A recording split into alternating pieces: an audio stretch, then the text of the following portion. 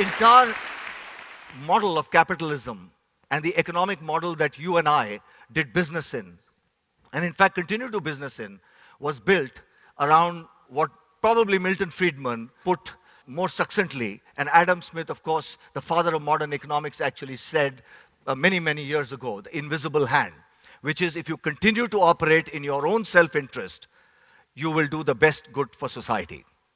Now, capitalism has done a lot of good things. And I talked about a lot of good things that have happened. But equally, it has not been able to meet up with some of the challenges that we've seen in society. The model that at least I was brought up in, and a lot of us doing business were brought up in, was one which talked about what I call the 3 Gs of growth. Growth that is consistent, quarter on quarter, growth that is competitive, better than the other person, and growth that is profitable. So you continue to make more and more shareholder value. And I'm afraid this is not going to be good enough. And we have to move from this 3G model to a model of what I call the 4th G, the G of growth that is responsible. And it is this that has to become a very important part of creating value, of not just creating economic value, but creating social value.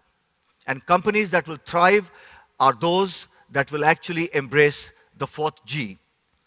And the model of 4th G is quite simple. Companies cannot afford to be just innocent bystanders in what's happening around in society. They have to begin to play their role in terms of serving the communities which actually sustain them. And we have to move to a model of an and model, which is how do we make money and do good? How do we make sure that we have a great business, but we also have a great environment around us? And that model is all about doing well and doing good. Now the question is, easy said than done, but how do we actually get that done? And I do believe that the answer to that is going to be leadership. It is going to be to redefine the new business models, which understand that the only license to operate is to combine these things. And for that, you need businesses that can actually define their role in society in terms of a much larger purpose than the products and brands that they sell. And companies that actually define a true north, things that are non-negotiable, whether times are good, bad, ugly, doesn't matter.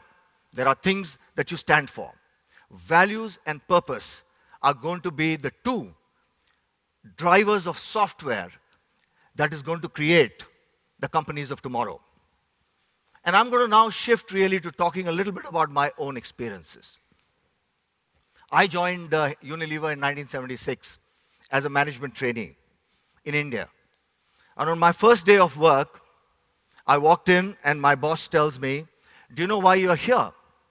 I said, "I'm here to sell a lot of soap." And he said, "No, you're here to change lives. You're here to change lives." You know, I thought it was rather facetious. We're a company that sells soap and soup. What are we doing about changing lives? And it's then I realized that simple acts, like selling a bar of soap, can save more lives than pharmaceutical companies. I don't know how many of you know that 5 million children don't reach the age of 5 because of simple infections that can be prevented by an act of washing their hands with soap. We run the largest hand washing program in the world. We are running a program on hygiene and health that now touches 500 million people. It's not about selling soap. There is a larger purpose out there. And brands indeed can be at the forefront of social change. And the reason for that is when 2 billion people use your brands, that's the amplifier. Small actions can make a big difference. Take another example. I was walking around in one of our villages in India. Now, those of you who've done this will realize that this is no walk in the park. And we had this lady who is one of our small distributors. Beautiful, very, very modest home. And she was out there, dressed nicely, her husband at the back, her mother-in-law behind, and her sister-in-law behind her. The social order was changing because this lady is part of our Project Shakti that is actually teaching women how to do small business and how to carry the message of nutrition and hygiene. We have 60,000 of such women now in India. It's not about selling soap. It's about making sure that in the process of doing so, you can change people's lives. Small actions, big difference. Our R&D folks are not only working to give us some fantastic detergents, but they're working to make sure we use less water. A product that we've just launched recently, one rinse product that allows you to save water every time you wash your clothes. And if we can convert all our users to using this, that's 500 billion liters of water. By the way, that's equivalent to 1 month of water for a whole huge continent. So just think about it. There are small actions that can make a big difference. And I can go on and on. Our food chain, our brilliant products, and I'm sorry I'm giving you a word from the sponsors. Knorr, Hellman, and all those wonderful products. We are committed to making sure that all our agricultural raw materials are sourced from sustainable sources, 100% sustainable sources. We were the first to say we are going to buy all our palm oil from sustainable sources. I don't know how many of you know that palm oil and not buying it from sustainable sources can create deforestation that is responsible for 20% of the greenhouse gases in the world. We were the first to embrace that. And it's all because we market soap and soup. And the point I'm making here is that companies like yours, companies like mine, have to define a purpose which embraces responsibility and understands that we have to play our part in the communities in which we operate. We introduced something called the Unilever Sustainable Living Plan, which said, our purpose is to make sustainable living commonplace.